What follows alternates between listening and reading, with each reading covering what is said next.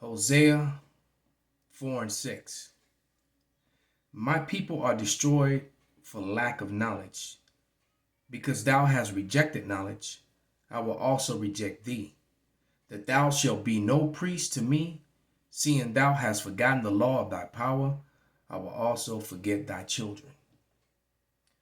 Call halal Yahweh Bashem Awashai by Hashem Rakakwadash, double honors unto the apostles, double honors unto the elder bishops. Salutations to all my fellow laborers doing this work in truth and sincerity, risking their lives and their freedom to do so, now more so than ever. To the scattered elect that are scattered around the four corners of the earth, to be like unto the speckled bird, the Israelite foreigners among the heathen that look like the heathens, and to the Akwaf that are listening and learning. To you I say Shalom. This is your brother Malcolm from the branch of the Great Millstone here in Chicago, coming at you with another lesson in truth. And this is truly a spiritual lesson, because the way it all came about. I got a couple text messages from Mighty Murph. I watched a video and watched another video that was sent to me by the young brother Kadar. And when I watched it, it actually made me angry. So I started putting precepts together over it. And then basically, it's not just to bash on the women of Israel, but you know what? The 2/3 women of Israel need to be bashed on. And that's exactly what happened in this rap battle right here. Which, as I went to go put this turn on the computer to do this video, this just popped up in the feed, and I started watching it. And this woman, I'm like, damn, has she been watching the Great Millstone videos or something? But you know, this woman who looks like a Gadite to me, she ate Mrs. Super Saiyan red hair, skanked and slept with everybody up, destroyed her, and basically called her out on the same things that the men of the Lord, call these women out on. But and you can see the name of the video is called "She Went Viral for Destroying a Modern Woman in a Rap Battle." And there's a problem with the modern woman. All right. As a matter of fact, I'm gonna play a quick clip of a video, and it's maybe 2 minutes or so long. All right. But yeah, let's go ahead and play it. And that's why a lot of these female dating coaches that are older will leave young women. Now, these are TikTok videos that single. that I'm actually playing. So I guess I can't just show it, but here we go. And that's why a lot of these female dating coaches that are older will leave young women single. Sorry, my dog's snoring, but because they were traditional women back in the day. So they had for a man to court them, for a man to treat them like a princess, because they actually deserved it. But women today, we don't deserve it because we're older and we don't have the things that men value. We're not pure, we're not submissive, we don't cook, we don't know how to take care of a family, which is fine. That doesn't mean you're a bad person. But if you're going into the market, again, this is just an analogy, as a used Honda Civic and asking for new BMW prices, you're not going to have a lot of takers. And if you do have a taker, he's going to be a fool. And are you really going to want that fool? Like, are you really going to trust the judgment of a man that doesn't have the, the wisdom to see through this shit? A simp. A silly simp, which was more than likely raised by a single mom, all right, who was raised by a single mom who bought into the system, got rid of the father, and took all this aid and welfare from the government, which was really set up to destroy our people. And it's unfortunate that our women bought into it the hardest. Now it's affecting all people. Esau's going through hell with this crap too. It's affecting all people. But our women brought into it, and the virtue of a woman was the most important thing.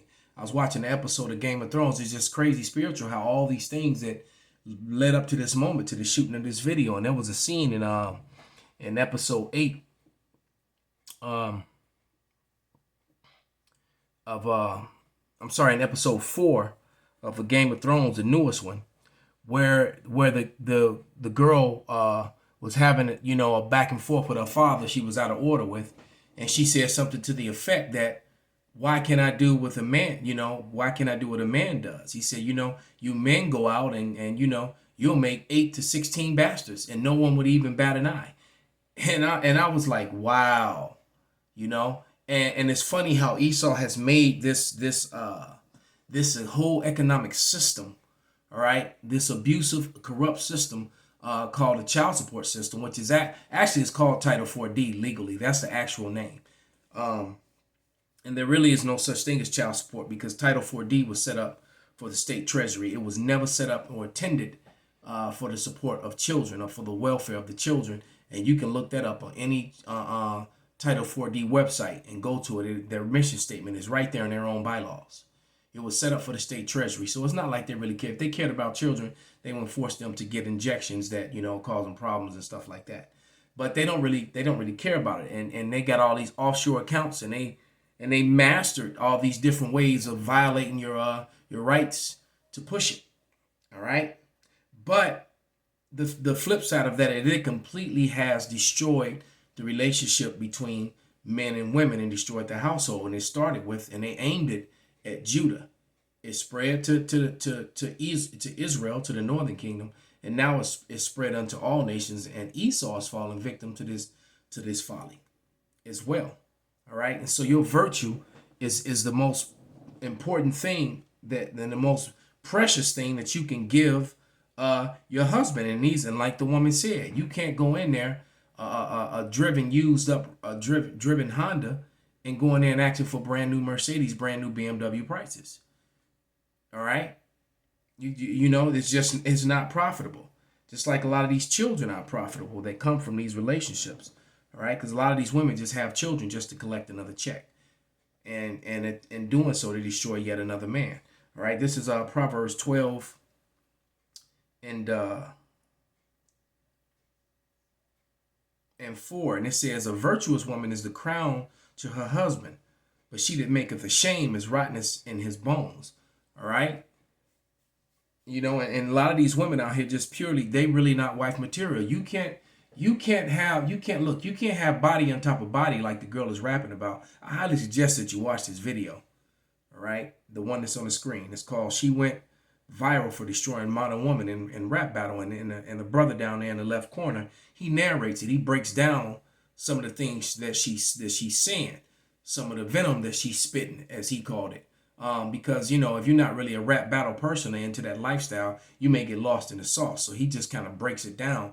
And she ate her up, man.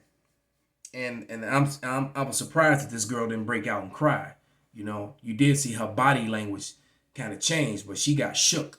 She may not even want to do this anymore after that. But let me read that again. Proverbs 12 and 4. "A virtuous woman is a crown to her husband, but she that maketh ashamed is rottenness in his bones." All right, and who really wants to have a child with a woman who's been with more men than she's had birthdays? More matter of fact, more men than her grandmother's had birthdays, because a lot of the majority of these women, they've been with more men. They could take their birth time and multiply it by 2. Sometimes for some of these women, they can multiply it by 5. All right, and I'm talking about women in their 30s, 40s, and 50s. Let alone the ones in their 20s. That we all saw the video. Well, maybe we all didn't see it, but many people saw it of the beautiful young lady physically on the outside, and I imagine she's probably in her mid-20s, but she was talking about how she had 86 bodies from her freshman high school year to her senior year. 83 different sperm samples. And understanding that sperm sticketh to you, the DNA of a man is with you for a lifetime. So she would never, no matter how cute she is. So it's 86 going into college. We already know what happens in college or when they go away to the military. All right? And then what happens after that? So if she was 86 going into college, she's got to be in the high hundreds, she's in her late 20s, pushing 30. She's in the high hundreds, pushing 1,000 by now. Matter of fact, that brings to mind Ecclesiastes 26. Let's go to that. This is Ecclesiastes 26, and I'm going to start at verse 9 and read through like 13.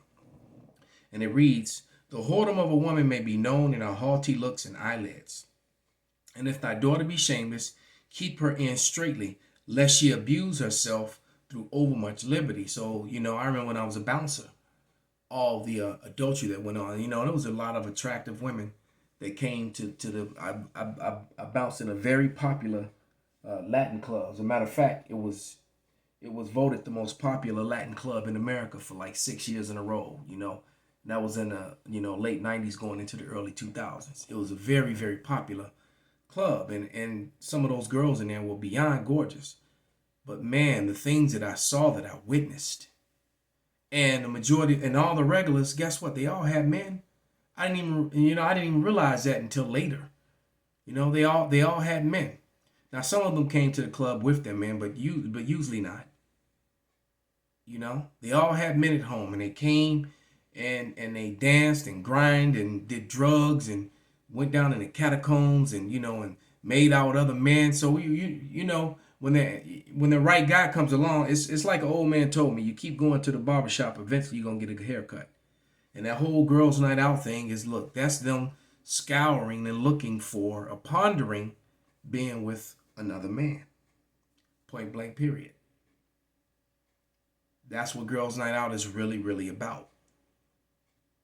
All right. And even if it's not every girl in the group, it's the majority. All right. But like I said, you keep going to the barbershop, eventually you get a haircut. So you keep going out there shaking your ass and grinding up on men, eventually you're going to sleep with one of them or a couple of them. All right. But it says, Ecclesiastes 26:10, I'm sorry, 9 again. It says, the whoredom of a woman may be known in her haughty looks and eyelids. So if you look at Super Saiyan right there with the red hair. All right. If thy daughter be shameless, keep her in straitly, lest she abuse herself through overmuch liberty. Watch over an impudent eye and marvel not if she trespass against thee, being your wife or your daughter. All right. She will open her mouth as a thirsty traveler when she have found a fountain and drink of every water nearby. And by every hedge she will sit down and open her quiver against every arrow, and have more, then have more semen than piss in a public toilet, man. All right, a lot of these women, and then have the nerve to have attitude and expect to be treated a certain way. After that, all right. No, you get Nathan but penetration. I think that was Biggie that said that, and it says, by every hedge will she sit down and open her quiver against every arrow. So her quiver, well, you can figure out what that is. An arrow goes in a quiver. If you can't figure that out, it says, the grace of a wife delighteth her husband, and her discretion will fatten his bones. All right. And blessed is a man who actually has a wife who sticks and stays by him, and does never allow another man to go on into her, and that's very far and few in between. All right. And it's like you've heard me say before, I don't care how well you study macaroni, how much you slanging, it doesn't matter. You make her leg shake every time, she's still gonna go out and find something else. That's just the world we live in, and that's what we've been left with. All right. And then like I said, and then these women with overmuch liberty, they abuse the system. All right, like this one here. What do you do for a living? I don't work. I take care of our kid. So you're a stay-at-home mom? Mm-hmm. And she's 11? He is 11? Uh-huh. He goes to school? He does. So what do you do during the day? Nothing. You don't want to work? No. So you're just living off of his child support? I am. And we live with our mother. And you're proud of that? Well, we were living with him, and I was a stay-at-home mom. He made the income. Okay. But you can work now, right? I can, but... So it's no but you can go get a job, right? I could, but I'm not going to. My rent's free. My food is free. My mom's a homeowner. We don't have to pay nothing. Okay? Wow. You know, I'm not going to go there with you today because you can, obviously, you're able to work. I'm able, but I And don't you want to. should work, but again, that has nothing to do with me today. What we're going to do is talk about the modification of these numbers, all right? So we're gonna leave. I'm gonna just leave it alone right there. But you kind of see what was going on there. And then, like I said, then the unrighteous decrees and who they have up there in charge. You know, that Eve, and like I told you, she is so diligent and understands the numbers and the gains. Why? Because what I would tell you, what these law people, these lawyers, and these judges don't want to hear you talk about. They don't want to hear you talk about the CUSIP report when it comes to dealing with Title 14. CUSIP, all right, being the word CUSIP, all right, CUSIP report. Basically, that's the report that they have to do a 1099 taxes, and you can demand your taxes, their CUSIP report on your case number. All right, and that could possibly make them just put you out the courtroom and leave the whole Title 14 thing alone, because they don't want to be challenged on that or that ever to be brought up or exposed. Why? Because that would prove that they're making all this money on these offshore bank accounts from this illegal thing that they're doing. All right, because they violate your civil rights to do that. They violate the Constitution. Okay, but that's nothing new. They violate the Constitution every day. But this woman is bleeding and bleeding this guy and bleeding the system. But the system's going to be cut off soon. As a matter of fact, let's go to Isaiah 32, and I'm gonna read verses like 9 through 12, and it reads. Isaiah 32 and 9, rise up, ye women that are at ease, hear my voice, ye careless daughters. Give ear unto my speech. Many days and years shall ye be troubled, ye careless women, for the vintage shall fail, and the gathering shall not come. Tremble, ye women that are at ease, be troubled, ye careless ones. Strip you and make you bare, and gird sackcloth upon your loins. All right, they shall lament for the teats, for the pleasant fields, and for the fruitful vine. See, that vine is going to go dry. Everything's going to run out. All right, and there's not going to be anything in place to make her, for her to be able to bleed this man for his money, which is way more money than what she deserves and way more money than what she needs to take care of a child that should be in his possession anyway. Because truthfully said, for all you Christians out there, all right, you don't believe in the Bible, then you really don't matter anyway. But for those of you who so-called believe in the Bible, the child really belongs to the man. Okay, and as a matter of fact, in Babylon, the child really belongs to Esau Edom. That's why they have a social security number and a birth certificate on your child. So he should actually be taking care of them anyway. That's just real talk, and that's not a cop-out. They set this system up for abuse of us, and since we're all their slaves, you're born into slavery, they should be the ones, to do that anyway. But nevertheless, that's just what it is. And this system is going to, implode, and those teats is not going to be there. It's not going to be there. And then when you look at all the things that are happening, like this craziness that's going on in Chicago. And then that bill that got passed that took away the bonds for all these dangerous and violent crimes. Women like this are going to be in a lot of trouble. Especially when them blackouts and things start rolling through. I mean, it's just what it is. And then, it's funny how these women are always saying that men cheat. All right, okay, but on Maury, 80% of the time, it comes back, you are not the father. But they're saying that all men cheat. All right, but you're not the father. 80% of the time. So who's really cheating? Then 84% of the women are the ones that push for divorce in the first place.